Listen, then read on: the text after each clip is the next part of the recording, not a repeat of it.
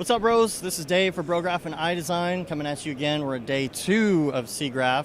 Got a lot of really good interviews, and with us today is Winston Matthews, who is 13 years old and has made 2 VR games now. Is that right? Yes. Okay, so you're from Washington, D.C., is that right? Around there, yep. And so you made 2 games. The first one is called Worst Nightmare, and the second one is The Wasteland. Okay, so the first one you made, and you were working for a company. How did that work?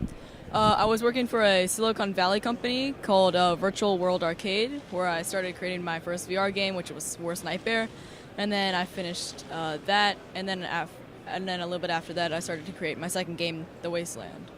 So after you did the first one, you actually got a round of angel investment?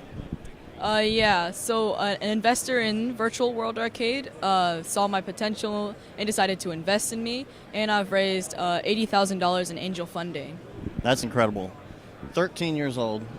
And so you were at TechCrunch Disrupt as well? Yes, and South by Southwest in Austin, Texas.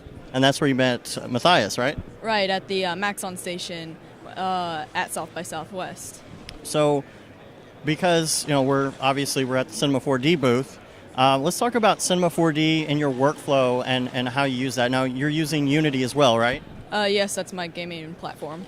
And so tell us a little bit about Cinema 4D and how you use that to build your games.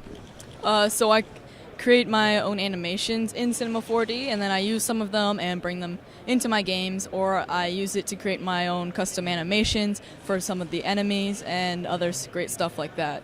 So out of curiosity, are you using the native Cinema 4D import or in Unity, or are you doing FBX, or how are you getting it from Cinema 4D into Unity?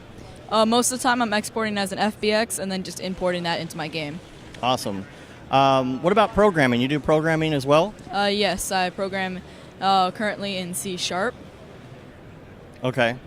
I've coded in other languages like Java. Did a little bit of Python, HTML, C++, a lot of different languages. I'm a little curious about that myself because I'm trying to get into Unity right now, and I'm like, okay, what language do I need to use, and how do I need to do all this? Are there any good resources online that you found in getting into Unity to learn how to use Unity if you're like a Cinema 4D guy who wants to get into VR?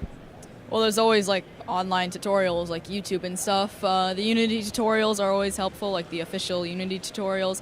And then sometimes I go with just YouTube videos that the average person just makes and tries to help out. Is there any reason you picked Unity over something like Unreal? Just because that's what I started with, and the Silicon Valley company suggested it to me, so I just decided to go with Unity, and now I'm just more comfortable with it. I kind of dabbled in Unreal a little bit, but I'm just more comfortable in Unity. So there's this huge wireless VR game going on back behind us with guns and all sorts of fun stuff. What did you think of that?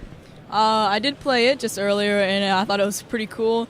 It's really, really realistic, but I don't know if it's like super feasible, because if like the average person wanted to play that, I bet that's a really expensive setup, and it doesn't look very simple to set up, honestly. Yeah, that would take a lot of room up in your house, for sure. Definitely. So as far as like Vive or Oculus games, what's your favorite besides your own? Well, I kind of like Arizona Sunshine on the Vive. That's fun. I tried it over at the Intel station earlier.